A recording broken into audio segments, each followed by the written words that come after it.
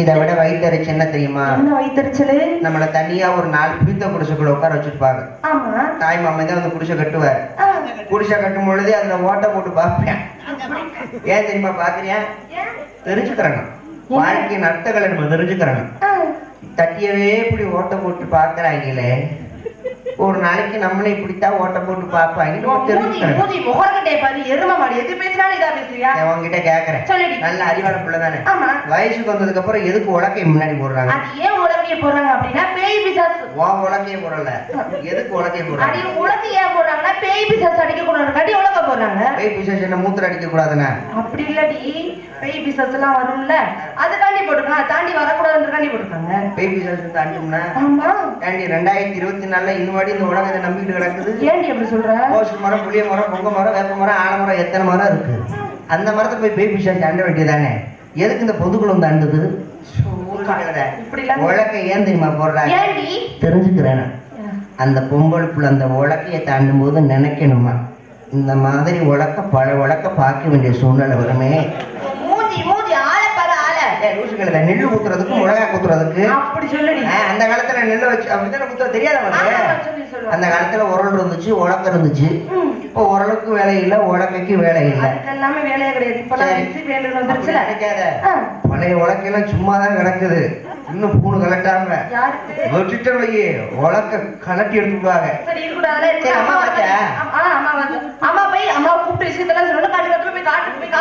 நான் என்ன அம்மா இப்படியே தரங்கி தடவிட்டே போவீங்க, வேற ஒண்ணும் செய்ய மாட்டீங்க. போங்க. அம்மா வணக்கம்மா.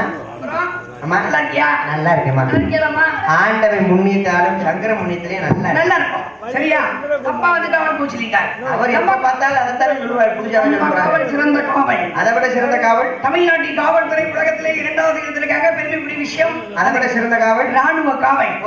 மனைவியை பிரிந்து குழந்தைகளை பிரித்து நாட்டில் எல்லையில் காவல் காத்து ஒரு 40,000 ரூபாய்க்கு 45,000 ரூபாய்க்கு டீ குடிக்காம சோறு திங்காம கொண்டாடிய பிள்ளை ராணுவ காவலுக்கு 40,000 ரூபாய் சம்பளம். அதையும் சப்பாத்தியை சுட்டுதான் தின்னுவாங்க. ஆமா ஆமா. அதனால அந்த காவல் சிறந்த காவல். அதை விட நமக்கெல்லாம் சிறந்த காவல் பக்காமலமா வந்து அற்புதமான இசை காவல்.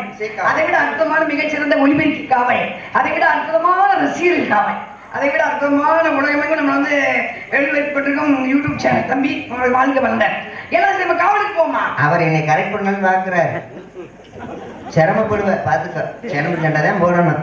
காவலுக்கு போலாமா? போலாமா? காவல் எதுல போலாம்?